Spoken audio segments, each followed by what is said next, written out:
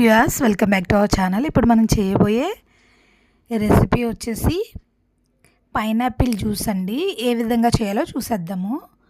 నేనైతే ఒక పైనాపిల్ని అయితే తీసుకున్నాను. పైనాపిల్ తీసుకొని దాన్ని పీల్ చేసాను. ఈ విధంగా పీసెస్ కింద కట్ చేసుకుందాము. మిక్సీ జార్ తీసుకొని ఈ పీసెస్ని యాడ్ చేసేద్దాము. మొత్తం ఈ విధంగా అన్నీ యాడ్ చేసేద్దాము. యాడ్ చేసిన తర్వాత ఒకసారి మిక్సీ చేద్దాము. చూసారుగా మిక్సీ చేసిన తర్వాత ఈ విధంగా తిక్కి పేస్ట్ కింద వస్తుంది. సో మనం కొంచెం కూల్ వాటర్ అయితే యాడ్ చేసేద్దాము. యాడ్ చేసిన తర్వాత ఇంత మన జ్యూస్ స్ట్రైనర్ ఉంటుంది కదండి, దాంట్లో ఇది వేసి స్ట్రెయిన్ చేసేద్దాం. మొత్తం ఈ విధంగా స్ట్రెయిన్ చేశాక జ్యూస్ అనేది మనకి సెపరేట్ అయిపోతుంది.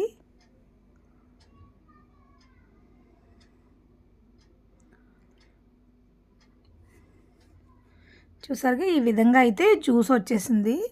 సో ఇప్పుడు మనం దీంట్లోకి నేను 1/2 కప్పు బెల్లాన్ని అయితే యాడ్ చేస్తున్నాను. చాలా స్మూత్గా ఉండాలండి, బెల్లం పౌడర్ లాగా ఉండాలి, అప్పుడే మనకి తొందరగా కరుగుతుంది. చూసారుగా మనకి కొంచెం తక్కువ కప్పునైతే యాడ్ చేస్తాను బెల్లాన్ని. దీన్ని ఇలా మిక్స్ చేసుకోవాలి.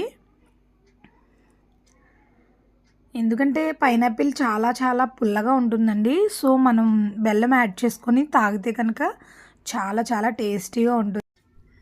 చూసారుగా ఈ విధంగా జ్యూస్ అయితే రెడీ అయిపోయింది. ఇప్పుడు మనం సర్వ్ అవుట్ చేసుకుందాము.